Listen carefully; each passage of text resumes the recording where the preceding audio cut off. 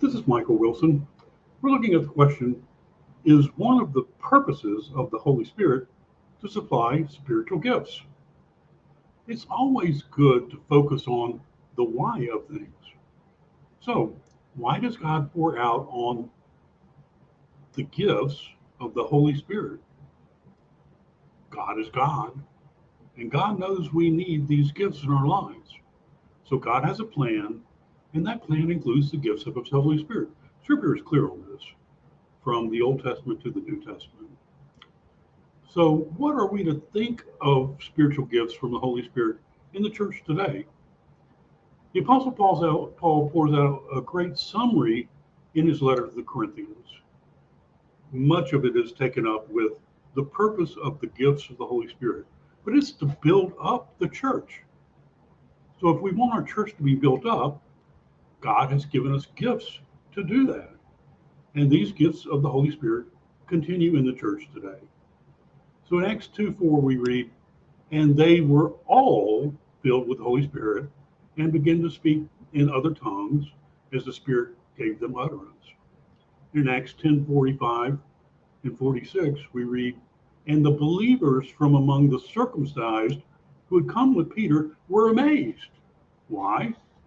Because the gift of the Holy Spirit was poured out even on the Gentiles, and they were hearing them speaking in tongues and extolling God.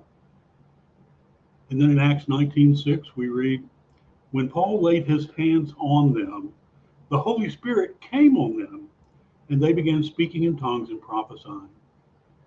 So then, jumping to 1 Corinthians 12, verses 4 to 11, we read from Paul, now there are varieties. In other words, there are a lot of different gifts, but it's the same Holy Spirit, and there are varieties of service, but it's the same Master, and there are varieties of activities, but it's the same God who empowers them in every one.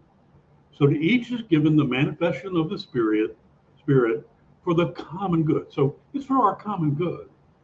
For one is given the spirit of the utterance of wisdom, to another utterance of knowledge according to the same Spirit, to another faith by the same Spirit, to another gifts of healing by the one Spirit, and to another the working of miracles, and to another prophecy, and to another the ability to distinguish between spirits, and to another various kinds of tongues, and to another interpretation of tongues. All of these are empowered by the one and the same Spirit, who apportions them to each individual as He wills. So this is all up to God, and He does it as He wills, and He does it through the Spirit of God that was promised to us by Jesus. So just as a side note, it's often thought that there are 9 gifts of the Holy Spirit because that's what Paul outlines in 1 Corinthians 1. But there are other gifts listed in other places, and so the total number appears to be around 21. It includes gifts like gifts of service and serving, gifts of teaching or teacher, gifts of exhortation, gifts of giving, gifts of leadership, gifts of mercy, gifts of apostleship, gifts of helps, and gifts of administration. Now, this is stunning because the gifts just keep on coming. And they're ours through the power of the Holy Spirit that we've received in our life as we've been immersed in the Holy Spirit. So this is how the church should function. These gifts are reinforced in many places in the New Testament. And the gifts of the Holy Spirit are real, and they are to be encouraged.